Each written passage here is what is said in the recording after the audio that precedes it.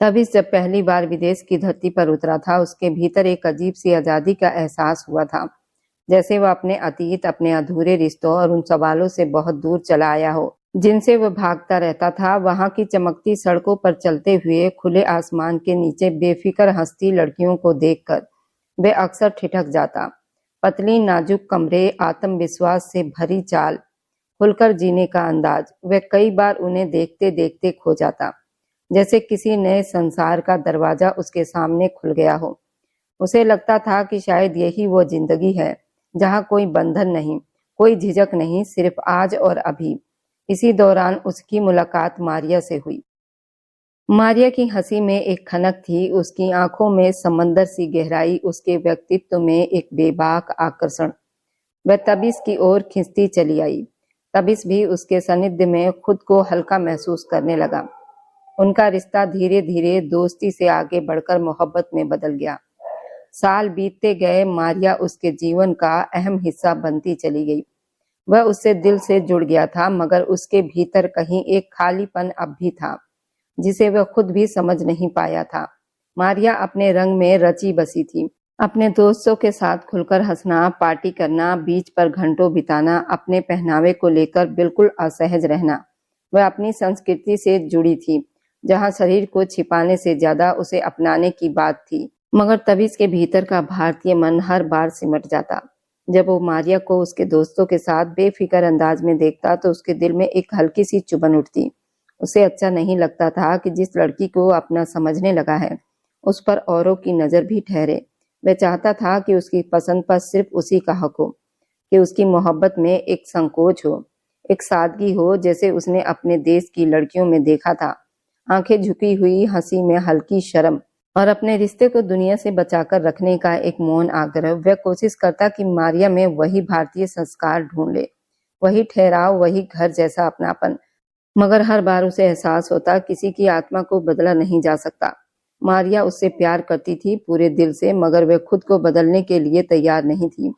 कई बार रातों को तबिस उसकी बाहों में होते हुए भी अपने देश को याद करता। साड़ी की सरसराहट, चूड़ियों की खनक, और एक ऐसी मोहब्बत जो खुलकर नहीं मगर गहराई से जताई जाती। उसके भीतर दो दुनिया टकराती रहती, एक जो उसे मिलती थी और एक जिसे वो मिस करता था। इसी बीच भारत से माँ बाप का दबाव बढ़ने लगा। फोन पर माँ की भीगी आवाज, पिता की थकी हुई खामोशी उसे भीतर तक हिला देती। उसे लगा जैसे वह अपनी जड़ों से कटता जा रहा है।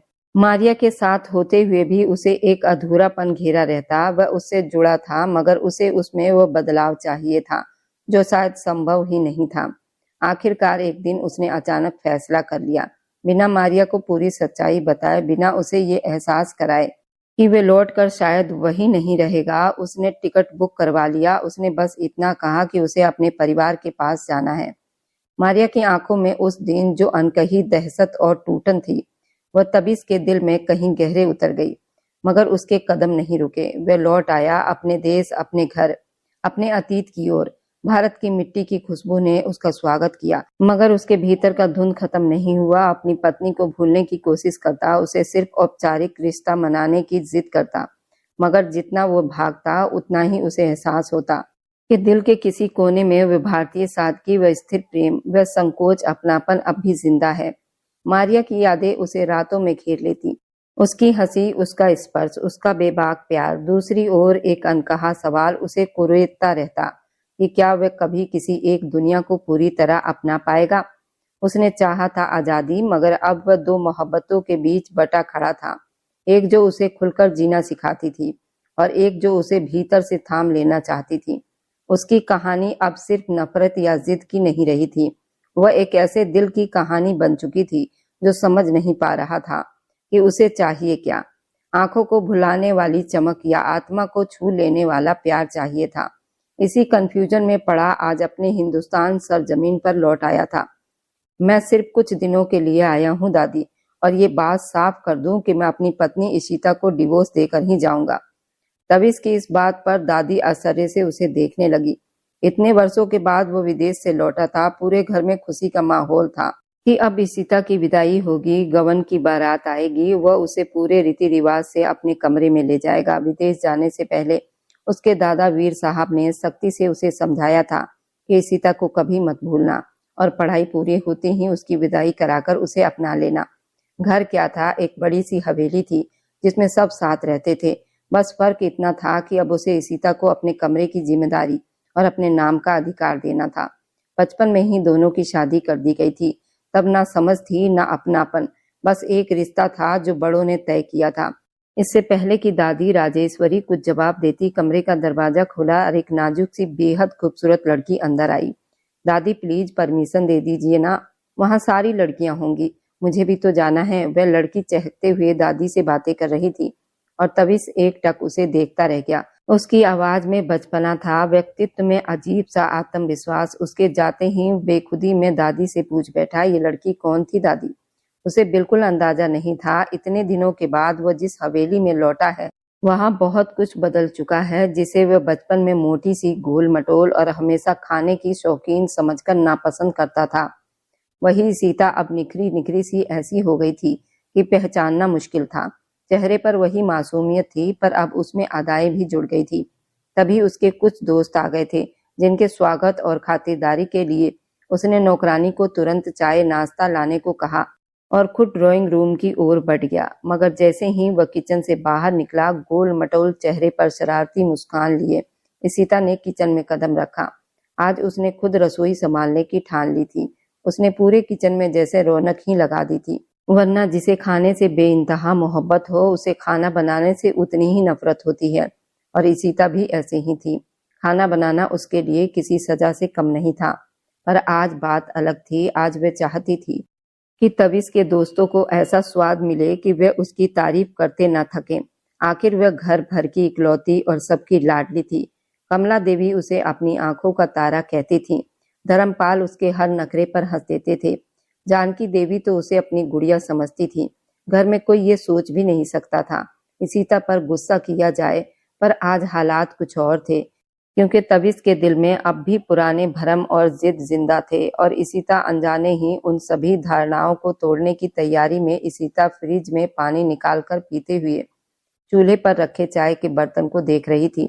नौकरानी ने जैसे ही चाय की सारी चीजें उसमें डाल दी, इशिता ने आगे बढ़कर इधर उधर नजर दौड़ाई और फिर मुंह बनाकर नौकरानी की आंख बचाकर चाय में काफी सारा नमक डाल दिया। इशिता मैडम, ये क्या कर रही हैं आप? नौकरानी हक्का बक्का सी कभी चाय को तो कभी इशिता को देखती रही। जो करना था मैंने कर दिया, अब जल्दी से उसे ड्राइंग रूम तक पहुंचाओ। इशिता ने बड़ी बेफिक्र से हाथ झाड़े और पीछे हट गई, जबकि नौकरानी हैरान परेशान रोने जैसे चेहरे के साथ कांपते हाथों से चाय कपों में डालने लगी। इशिता हाथ में पड़ी चॉकलेट का मजा लेते हुए नौकरानी को अपने साथ ड्राइंग रूम की तरफ बढ़ते देख रही थी और उसके होठों पर अजीब सी शरारती मुस्कान तैर रही थी। फिर बस कुछ ही देर में घर की दीवारें गूंज उठी। तभी इस नौकरानी पर बुरी तरह चिल्ला रहा था। उसकी ऊंची आवाज सुनते ही इशिता के सीने में जैसे ठंडक उतर गई। साहब, उसमें मेरी क्या गलती है? वह तो इशिता मैडम ने मुझे जबरदस्ती ऐसी चाय देने को भेजा था। नौकरानी सिर झुकाए हकलाते हुए अपनी सफाई दे रही थी।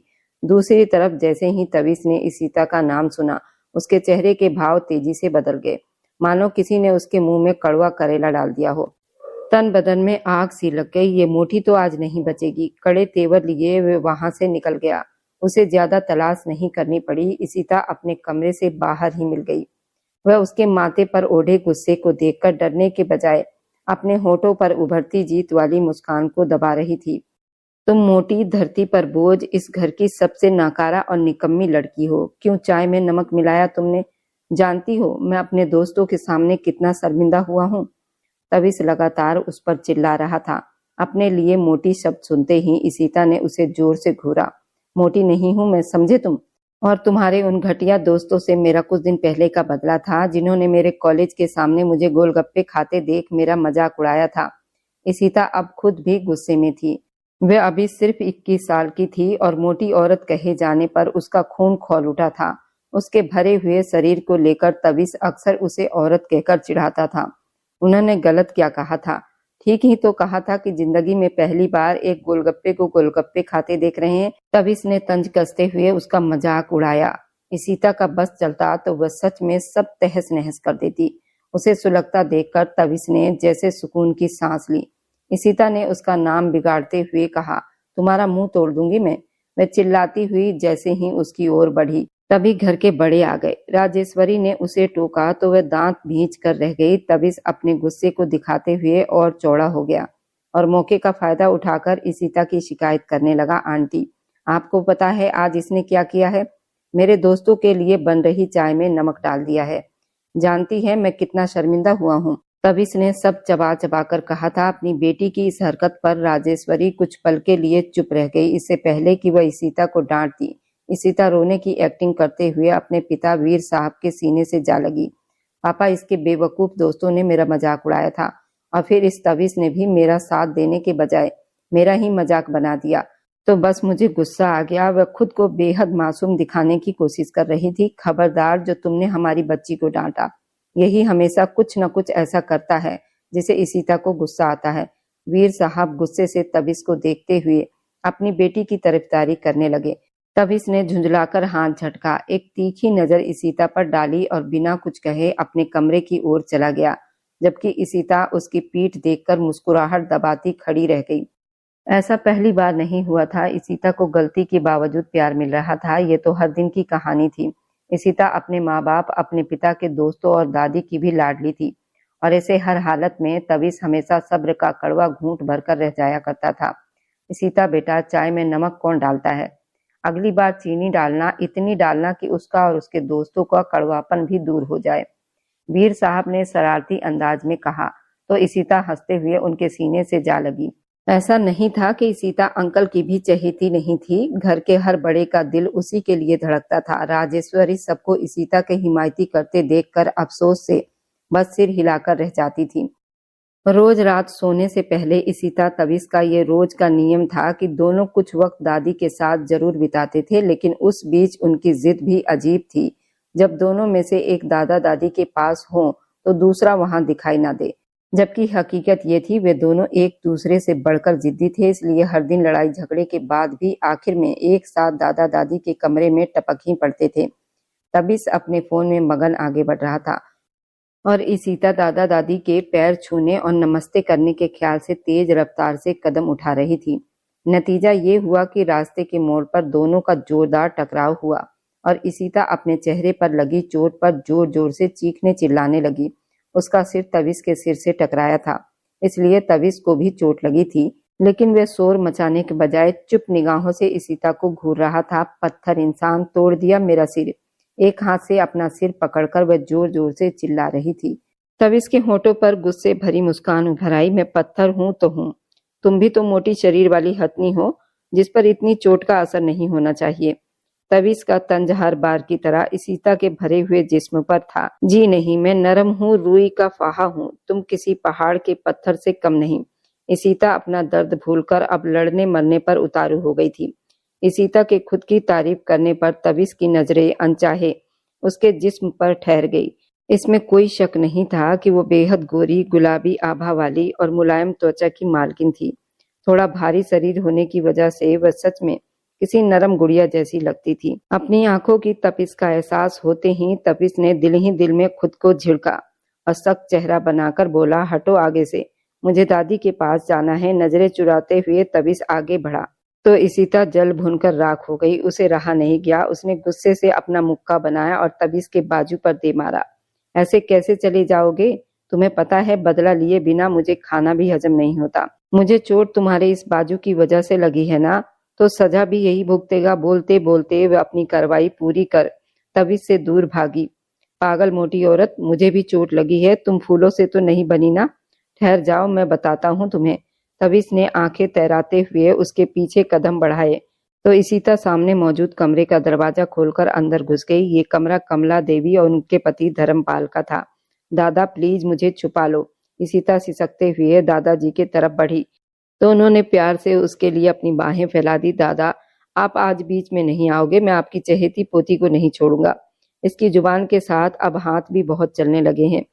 अगले ही पल तविश गुस्से में तमतमाता हुआ कमरे में दाखिल हुआ तो दोनों बुजुर्ग प्यार से उन दोनों को देखने लगे जिसमें उनकी जान बसती थी। बाहर से चाहे वो एक दूसरे के जानी दुश्मन लगते हों, पर दोनों की दुनिया एक दूसरे के इर्द गिर्द ही घूमती थी। मजाल है ये मेरे बड़े होने का लिहाज कर लें। तविश का बस नहीं चल रहा था। कि वह इशिता को आंखों से ही भस्म कर दे। तब इस गुस्सा थूक दो, इधर आओ मेरे पास। दादी ने हाथ में पकड़ी रुद्राक्ष की माला एक तरफ रखकर उसे बुलाया। वह झुंझलाते हुए उनके पास आया और उनकी गोद में सिर रखकर लेट गया। वह नरमी से उसके बालों में उंगलियां फेरने लगी। दादी, ये मुझे मुक्का मारकर आई है, तब इसने शिकायत की, लेकिन उसकी आवाज में अब पहले जैसी सख्ती नहीं थी, जैसे सारा गुस्सा दादी की ममता के आगे पिघल गया हो। इशिता, बुरी बात है बेटा, तुम ऐसी बदतमीजी वाली हरकतें कब से करने लगी?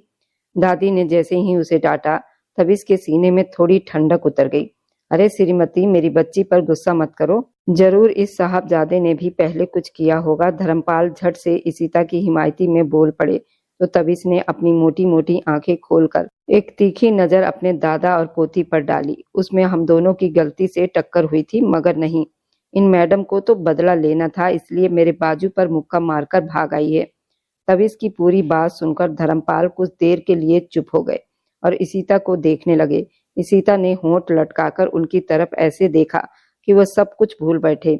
अरे बच्ची है तो क्या हुआ, अगर शरारत कर दी? धर्मपाल ने दादी से नजरें चुराते हुए कहा। तो तब इसने दादी की तरफ देखा और आंखों ही आंखों में इशारा किया। देख लो अपने पति के शब्द। दादी समझ नहीं पा रही थी क्या कहें, क्योंकि वह अच्छी तरह जानती थी कि जरा से सख्त शब्द पर इशिता की आंखों में आंसू भर आएंगे और वे नाराज होकर कमरे से बाहर निकल जाएगी। धर्मपाल उसे कभी खुद से नाराज देख नहीं सकते थे, लेकिन साथ ही उन्हें तविश से भी बहुत प्यार था, इसलिए वह हर वक्त तविश को समझाने की कोशिश करते थे।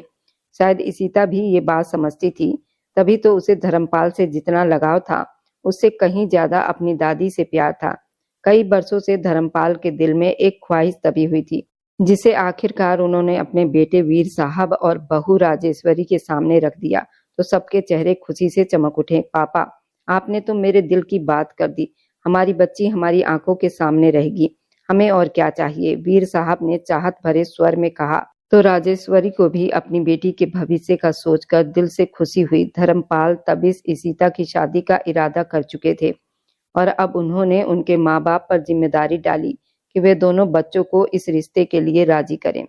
इशिता तो अपनी माँ बाप के सामने हमेशा चुप रहती थी, अपने सारे फैसले उन्हीं पर छोड़ देती थी। उनका मान सम्मान उनकी पहली प्राथमिकता थी, लेकिन तब इसका नाम अपने नाम के साथ जोड़ने का ख्याल आते ही उसके दिल दिमाग की दुनिया बदलने लगी। एक अजीब सा मीठा एहसास उसके भीतर उतर आया। उसके होठों पर शर्मीली मुस्कान सज गई और भविष्य के सुहाने सपने उसकी आंखों में आकार लेने लगे। मगर दूसरी तरफ सब उल्टा हुआ। जैसे ही तविश के सामने इशिता का नाम रखकर उसे हमेशा के लिए अपनी जिंदगी में स्वीकार करने को कहा गया, वह वहीं भड़क उठा। दादी और माँ, आप लोग पागल तो नहीं हो रहे? इशिता को मैं किसी भी हाल में अपनी पत्नी के रूप में स्वीकार नहीं करूंगा। आखिरकार आप लोग ऐसा सोच भी कैसे सकते हैं? कहाँ हर वक्त खाने पीने की शौकीन मोटे शरीर और मोटे दिमाग वाली इशिता, और कहाँ मैं खुद को मेंटेन रखने वाला आदमी। मेरी तरफ से साफ मना है। तविश बिना रुके अपने माँ बाप और दादा दादी के चेहरे की तरफ देखकर बोलता चला गया। मगर तविश, ये तुम्हारे दादा दादी का फैसला है।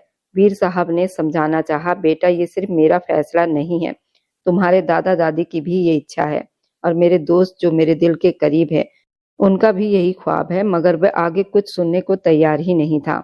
उसने उसकी बात बीच में ही काट दी। माफी चाहता हूँ दादा दादी, मगर प्लीज मुझ पर दबाव मत डालिए, जिसके नतीजे में शायद मुझे कोई और ठोस कदम उठाने पर मजबूर होना पड़े। तविश अपनी बात खत्म करते ही वहां से चला गया। पीछे वीर साहब और राजेश्वरी परेशान खड़े रह गए। तविश इस मामले में गंभीर तो था, मगर फिर खुद को तसल्ली देता रहा कि जब इशिता भी उसका नाम सुनते ही इनकार कर देगी तो बात अपने आप ही दब जाएगी और फिर सारा इल्जाम सिर्फ उसी पर नहीं आएगा। मगर इस बात से बिल्कुल बेखबर था। इशिता एक संस्कारी लड़की होने की वजह से अपने जीवन साथी चुनने का सारा अधिकार अपने बड़ों को सौंप चुकी थी। अगले ही दिन वीर साहब तविश का इनकार सुन चुके थे। ये बात जैसे ही धर्मपाल तक पहुंची, वे अचानक सीने में तेज दर्द के साथ गिर पड़े। तुरंत अस्पताल में भर्ती कराए गए। उनकी इस तरह की तबीयत बिगड़ने पर घर के सभी लोग सब कुछ भूलकर बस उनकी सेहत के लिए दुआओं और प्रार्थनाओं में लग गए। जैसे तैसे सब उनकी तबीयत कुछ संभली तो सबको थोड़ी तसल्ली हुई। दोस्त और रिश्तेदार बारी बारी से मिलने आने लगे, मगर उन सबके बीच इशिता की हालत सबसे ज्यादा खराब थी। दादा के होश में आ जाने के बावजूद वह रो रो कर बेहाल हुई जा रही थी। उसने सबसे ज्यादा वक्त उनके साथ बिताया था और डॉक्टरों के बार बार समझाने पर भी वह उनके पास से हटने को तैयार नहीं थी। मगर जब तविस कमरे में आया तो धर्मपाल ने खुद नरमी से इशिता को बाहर जाने को कहा। वह मुश्किल से अपने आंसू पोंछती कमरे से बाहर चली गई। तविस दादा के पास आकर उनका हाथ थामे चुपचाप खड़ा हो गया। तविस, मेरा दिल अब मेरा साथ नहीं दे रहा। क्या तुम मेरी बात नहीं मानोगे? इसे मेरी आखिरी इच्छा समझ लो। धर्मपाल बेहद धीमी आवाज में बोले। दादा प्लीज ऐसी बातें करके मुझे इस्तेमाल मत कीजिए। तविस ने अपने अंदाज में उन्हें संभालना चाहा, मगर उनके होठों पर हल्की मुस्कान आ गई। तुम इशिता से शादी कर लो तविस, ये मेरी दिली और आखिरी ख्वाहिश है। क्या तुम इसका मान रखोगे? धर्मपाल ने उसके हाथ कसकर पकड़ लिए और उम्मीद भरी आंखों से उसे देखने लगे। तविस ने सांस रोके उनका चेहरा देखा। जो लड़का अपने माँ बाप के सामने साफ मना कर चुका था, वह इस वक्त एक शब्द भी नहीं बोल सका। बेबस सा खड़ा, वह कुछ कहे बिना हल्का सा सिर झुका गया। बस इतना ही काफी था। धर्मपाल के चेहरे पर जैसे जिंदगी की एक नई लहर दौड़ गई। जल्दबाजी में अस्पताल में ही दोनों का रिश्ता पक्का कर दिया गया और बाहर जाकर कोर्ट मैरिज भी करवा दी गई, क्योंकि धर्मपाल की हालत बार बार बिगड़ रही थी। वीर साहब और राजेश्वरी तविस के चेहरे पर उभरी मजबूरी और दबा हुआ गुस्सा साफ पड़ रहे थे, मगर उस वक्त ये शादी धर्मपाल के दिल को सुकून देने के लिए जरूरी थी। वे भविष्य में इस उम्मीद पर टिके हुए थे कि शायद वक्त के साथ तविस का दिल बदल जाए। शादी की रस्म पूरी होने के बाद कुछ देर के लिए धर्मपाल की तबीयत ठीक ठाक दिखाई दी। जैसे ही उन्हें दोनों की शादी की खबर दी गई, उनके चेहरे पर संतोष भरी मुस्कान आई। उन्होंने आंखें बंद की और फिर वे आंखें दोबारा कभी नहीं खुली। मशीनों की आवाज धीरे धीरे थम गई। उस अनकही एहसास के साथ ही कमरे में चीख गूंज उठी। इशिता भागकर दादा से लिपट गई, उन्हें जोर जोर से पुकारने लगी, मगर उनका जिस्म अब बेजान हो चुका था। दादा को उस हालत में देखकर इशिता के होश उड़ गए। वे बेहोश होकर गिरने वाली थी कि वीर साहब ने उसे संभाल लिया। कमरे का माहौल पल भर में बदल गया था। थोड़ी देर पहले ही खुशी गहरे गम में बदल चुकी थी। दादा की जुदाई सबके दिलों में कयामत बनकर टूटी थी। दादा के गुजरने के अगले ही दिन तविस ने घर वालों पर एक और वज्रपात कर दिया। उसने ऐलान किया कि वह अपने कारोबार के सिलसिले में कुछ दिनों के लिए विदेश जा रहा है।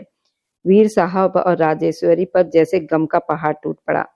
पहले पिता उन्हें छोड़कर चले गए थे और अब उनका इकलौता बेटा उन्हें ये कहकर छोड़ रहा था कि उसे विदेश जाकर अपना काम संभालना है। बेटे का चेहरा सख्त था, आंखों में अजीब सी ठंडक थी और पीछे टूटते हुए रिश्तों की परवाह जैसे कहीं खो गई थी। वह उनके दुख का जरा सा भी एहसास किए बिना बस अपने बारे में सोचता चला जा रहा था। सबके लाख समझाने के बावजूद तविस अपने इरादे से पीछे हटने को तैयार नहीं था। मगर जैसे ही ये खबर इशिता तक पहुंची, वह गम में डूबी खुद को तविस के पास जाने से रोक नहीं पाई। दादा के गुजर जाने के बाद से इशिता का ठिकाना दादी का कमरा बन चुका था और उसकी वहां मौजूदगी की वजह से तविस बहुत कम ही दादी के पास आता था। अपने दादा के बिछड़ने का गम, इशिता के नापसंदगी के बावजूद हुई शादी, इन सब ने तविस का दिल हर तरह से उचाट कर दिया था।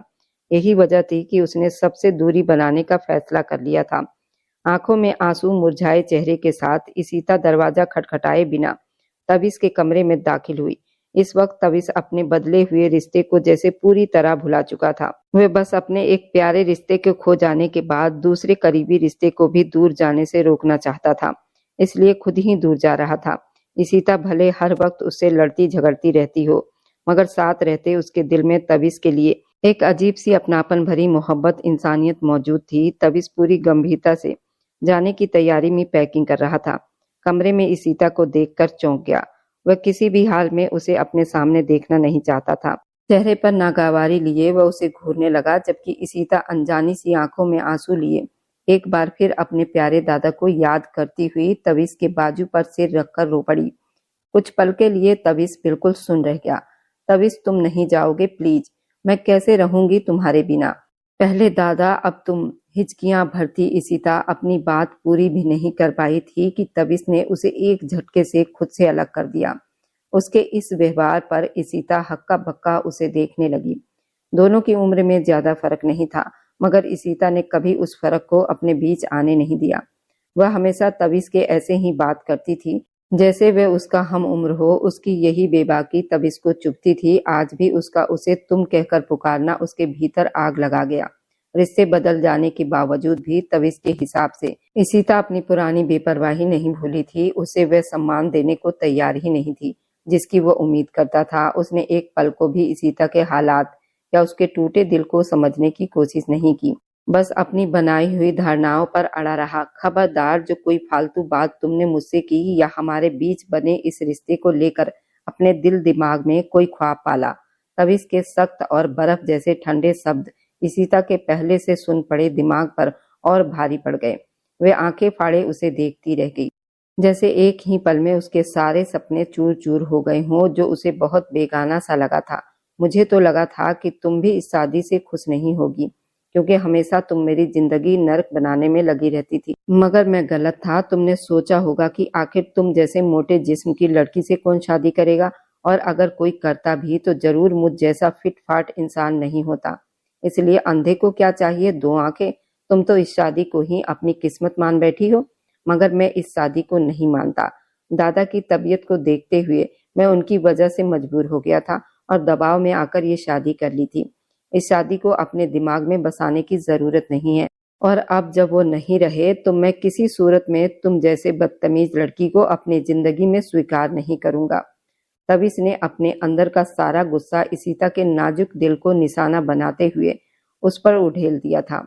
उसका चेहरा पत्थर सा कठोर हो गया था।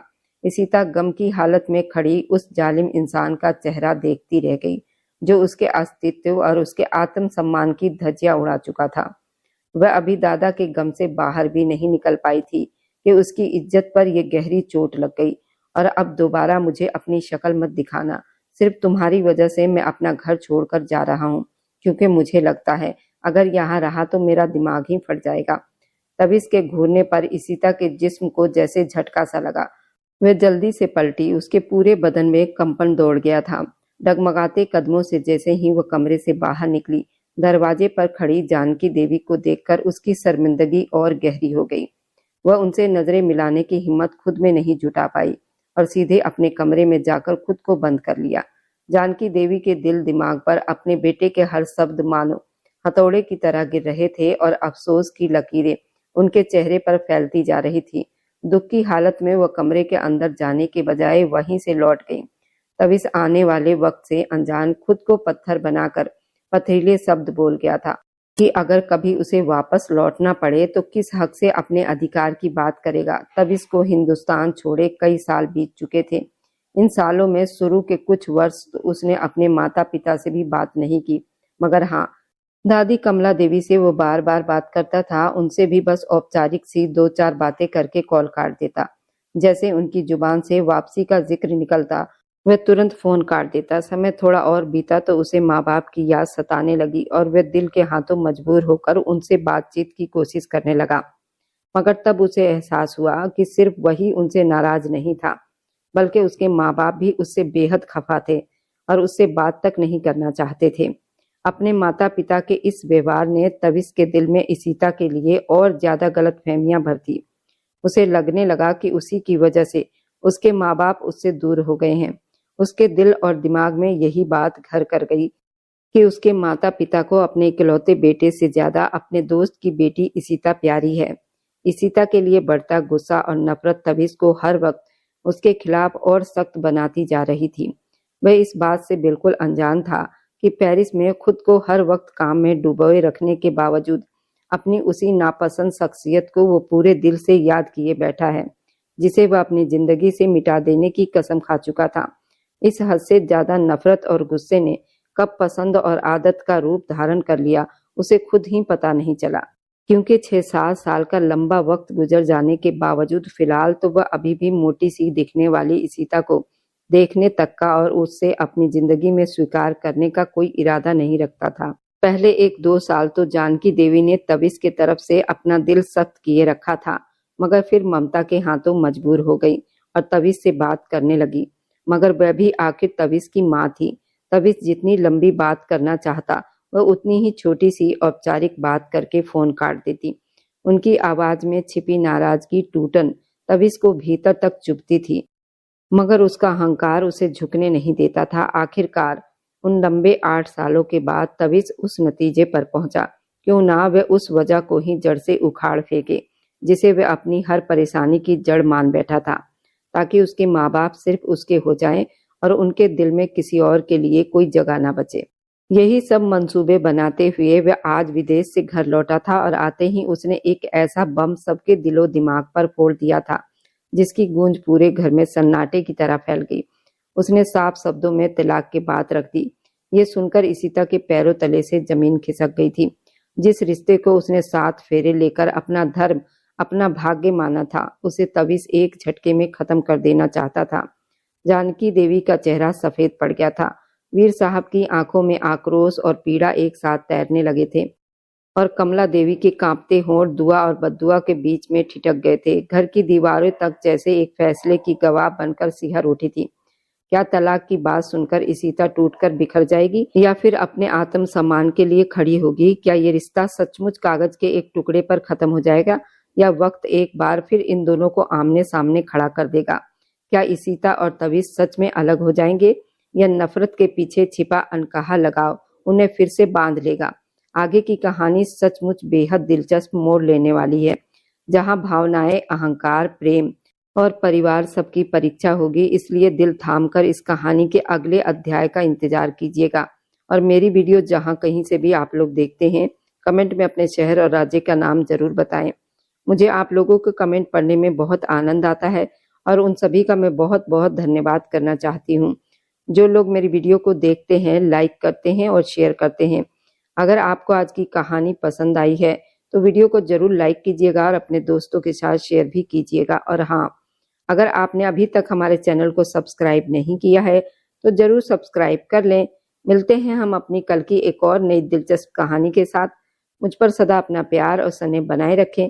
सभी को मेरा प्यार भरा नमस्कार दोस्तों। खुश रहें, स्वस्थ रहें, हमेशा मुस्कुराते रहें।